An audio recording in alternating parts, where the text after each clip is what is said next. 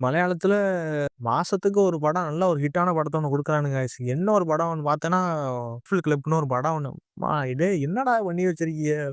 படம் ஃபுல்லா ஒரே துப்பாக்கி சண்டை தான் கைஸ். ஒரே தெறிக்கிற மாரி தான் வச்சிருக்கானுங்க படத்துல. அதுல என்ன ஒரு கதைன்னா, வில்லனோட மயன கொன்றானுங்க. கொன்றதுனால அந்த வில்லன் வந்து என் மயன கொன்றவன போய் நம்ம பழி வாங்கணும்னு சொல்லிப்புட்டு துப்பாக்கியும் ஆளுமா போறானுங்க. கடைசில பார்த்தா தெரியுது இவைங்க இவைங்க கேங்ஸ்டரோட அவைங்க பெரிய கேங்ஸ்டரா இருக்கானுங்க. தக்காளி டேய்!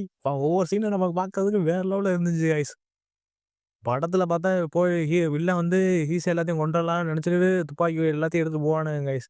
கடைசில பார்த்தா இங்க தெரியுது அவைங்கலாம் பெரிய பெரிய பரம்பரையா துப்பாக்கி சுடுறத வேலையா வச்சிருந்திருக்கானுங்க. இது தெரியாம போய் கடைசில வந்து வில்லன் வந்து அந்த ஹீரோவ கொன்றானா இல்லையா? இதாங்க கைஸ் படம்.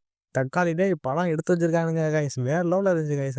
ரைஃபிள் இதழ் படம் பார்க்கறதுக்கு உண்மையிலே அருமையா இருந்துச்சு கைஸ். செம்ம இன்ட்ரஸ்டிங்கா இருந்துச்சு. எந்த ஒரு இடத்துல நம்ம போரே அடிக்காது கைஸ். இதுல வில்லனோட ஆக்டிங் இதுல சொல்லியே ஆகணும். வில்லனோட ஆக்டிங்லாம் வேற லெவல்ல இருந்துச்சு கைஸ். இதுல ஏகப்பட்ட பேரு லேடீஸ்ல இருந்து எல்லாருமே ஒரே துப்பாக்கி தான் கைஸ். பிஜிஎம்லாம் ஒவ்வொரு சீன்லயும் நம்ம பார்க்கும்போது நமக்கே தரமா இருந்துச்சு கைஸ். பிஜிஎம்லாம் வேற லெவல்ல. அதெல்லாம் நம்ம மலையாளத்துல இப்போ ரீசென்ட்டா ஏதோ ஒரு பிக் டாக்ன்னு ஏதோ ஒரு ரீல்ஸ் ஒண்ணு போட்டு பாட்ட தெறிக்க விட்டுருந்தானே. அவன் தான் நடிச்சிருப்பானா என்னன்னு நமக்கே தெரியல கைஸ். வேற லெவல்ல நடிச்சிருப்பாப்ல கைஸ். கண்டிப்பா நம்ம ஒரு வாட்டி ட்ரை பண்ணி பார்க்கலாம். ஒரு வாட்டி எதுக்கு? படம் கிட்டத்தட்ட ஒரு 10, 15 வாட்டி பார்க்கலாம் கைஸ்.